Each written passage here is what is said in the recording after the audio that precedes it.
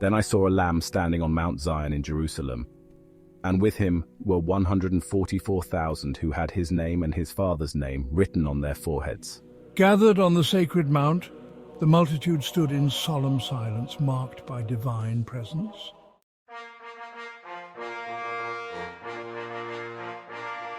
And I heard a sound from heaven like the roaring of a great waterfall or the rolling of mighty thunder. It was the singing of a choir accompanied by harps. This tremendous choir, 144,000 strong, sang a wonderful new song in front of the throne of God and before the 4 living beings and the 24 elders.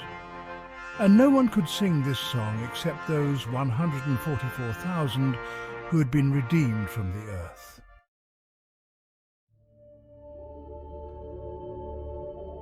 For they are spiritually undefiled, pure as virgins following the Lamb wherever he goes.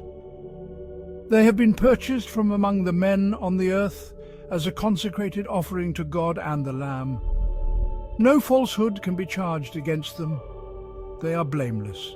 These chosen ones, they follow me not just in presence but in purity and truth, embodying the sacrifice and sanctity required.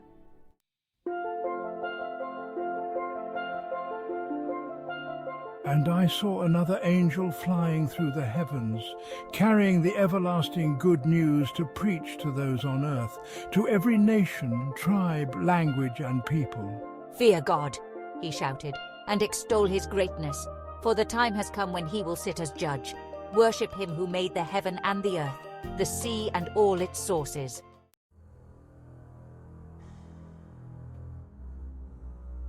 Then another angel followed him through the skies, saying, "Angel one, as angel one, Babylon is fallen, that great city, because she seduced the nations of the world and made them share the wine of her intense impurity and sin." Then a third angel followed them, shouting, "Angel two, as angel two, anyone worshipping the creature from the sea and his statue, and accepting his mark on the forehead or the hand, must drink the wine of the anger of God. It is poured out, undiluted, into God's cup of wrath. And they will be tormented with fire and burning sulfur in the presence of the holy angels and the Lamb.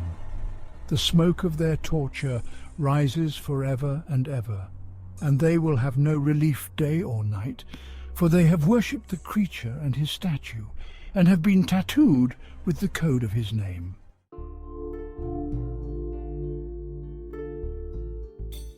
Let this encourage God's people to endure patiently every trial and persecution, for they are his saints who remain firm to the end in obedience to his commands and trust in Jesus.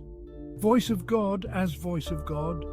And I heard a voice in the heavens above me saying, "Write this down. At last the time has come for his martyrs to enter into their full reward. Yes," says the Spirit, "they are blessed indeed, for now they shall rest from all their toils and trials, for their good deeds follow them to heaven."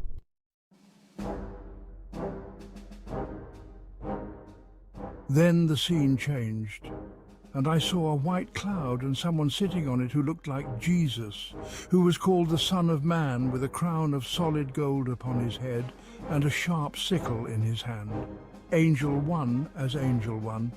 Then an angel came from the temple and called out to him, "Begin to use the sickle, for the time has come for you to reap. The harvest is ripe on the earth."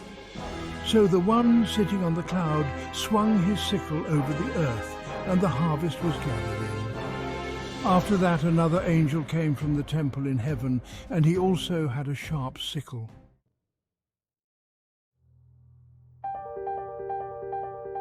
Just then the angel, who has power to destroy the world with fire, shouted to the angel with the sickle, "Angel two as angel two.